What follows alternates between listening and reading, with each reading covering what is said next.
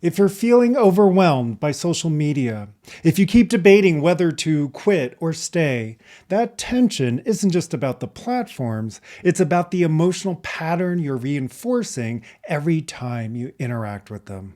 Whether it's Facebook, Instagram, TikTok, or something else, most of these platforms weren't designed with your mental clarity in mind. They were built to hold your attention, to stimulate your nervous system, to keep you scrolling. So if you're feeling the strain, you're not making it up, you're not bad at boundaries, but what we do in response to that overwhelm, that's the part we can train. Let's start by being honest. Most major social platforms are engineered to be addictive. They use color, rhythm, timing, and psychology to keep you engaged. Not because they're evil, but because your attention is their currency. So, no, they're not neutral. They're stimulating on purpose. And if your system is already wired for stimulation, comparison, or avoidance, these platforms will feel magnetic. But here's the part that often gets missed. The platform might be engineered, but your response isn't set in stone. You still get to choose what emotional state you reinforce every time you scroll, post, check, or even decide whether to engage. If you open social media in a state of anxiety and scroll to soothe that feeling, you're training a pattern of avoidance. If you close the tab out of frustration, you're still letting emotional discomfort lead the decision. But if you pause and train a different state first, like calm or clarity, then open it or not, now you're in alignment. So no, the platform isn't neutral, but your training can be. And that's what shifts your relationship with the platform from being driven by it to choosing how you use it. Let's say someone deletes their accounts for a few weeks. They feel better, less noise, less pull, less urgency. But when they come back, the same overwhelm shows up again. Why? Because they changed the behavior but didn't train a new emotional state to go with it. The nervous system still runs the same pattern. It just got a break. So the moment the trigger returns, the old habits do too. That's why quitting isn't the same as training. Sometimes the right move is to unplug, but the why matters. Are you quitting to escape or stepping away to reset your baseline and choose something new? Those aren't the same pattern. Quitting can feel powerful, but if it's driven by overwhelm, you're still letting reactivity lead, and that's what gets trained. This is the pivot point. Before you open a platform, before you delete it, before you set limits or boundaries, pause. Ask, what emotional state am I in right now? Is this the state I want to reinforce with my next action? Because the action isn't neutral, it's reinforcing a state.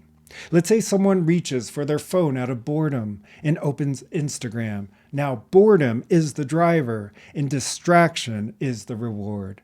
That might seem small, but over time it becomes a loop.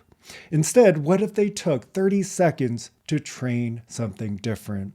Steadiness, stillness, calm. Then open the platform, or didn't. Now that action is in alignment. We're not looking for discipline, we're training intentionality, and that training builds choice. There's another layer here. These platforms are designed to amplify emotional intensity. Fast-paced videos, quick hits of dopamine, high-contrast opinions and imagery. So what happens if your nervous system is already running hot? This stimulation becomes your norm, and anything slower, stillness, focus, deep conversation starts to feel boring or uncomfortable. That's not a character flaw, it's training.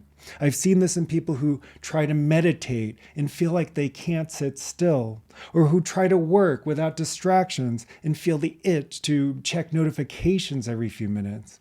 That's not because they're scattered, it's because their nervous system has been trained to need stimulation.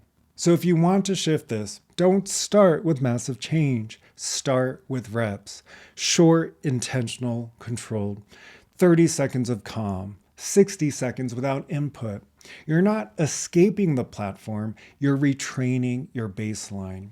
And once your baseline shifts, your decisions do too. If you're hearing this and thinking, yeah, this sounds familiar, you're not broken, you've just been practicing a pattern that no longer serves. And the good news, you can train a new one on purpose. You don't have to quit social media and you don't have to stay. But either way, don't let the platform choose for you. If you're posting because it aligns with what you care about, great. But check in. Am I doing this to express something or to get something? Am I reinforcing connection or chasing significance? And if you're unplugging for a week, is that coming from clarity or from emotional fatigue?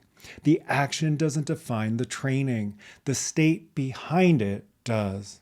One client I worked with decided to stay on Instagram, but only posted after doing a short reset practice. It wasn't about the platform. It was about what she wanted to train in herself. Calm, confidence, intention. Same behavior, different training. This is the deeper shift. We tend to frame these choices in black and white. Quit social media or stay stuck in overwhelm. But that's not actually the decision. The real choice is, am I reacting to discomfort or training a new pattern? If you stay on social media and reinforce distraction, that's the pattern. If you leave it, but do so out of frustration, that's the pattern. But if you slow down, choose calm, worth, or clarity, and then decide, now you're in training. Now you're leading your nervous system, not following it. So the decision isn't about the platform, it's about your state. And when you lead with the state you want to live from, the external action becomes just one more rep in your training. What emotional state are you practicing over and over without realizing it? And is that the one you want to keep training? If you're ready to stop managing symptoms and start building a steady, resilient inner state, I've built a system for that. It integrates perception, emotion, and nervous system. So don't just understand your patterns, you actually shift them. The link's below. I also share weekly practices on Instagram at Mike Wang Coaching. And if you want more depth, join the newsletter below. Thanks for being here. I'll see you in the next video.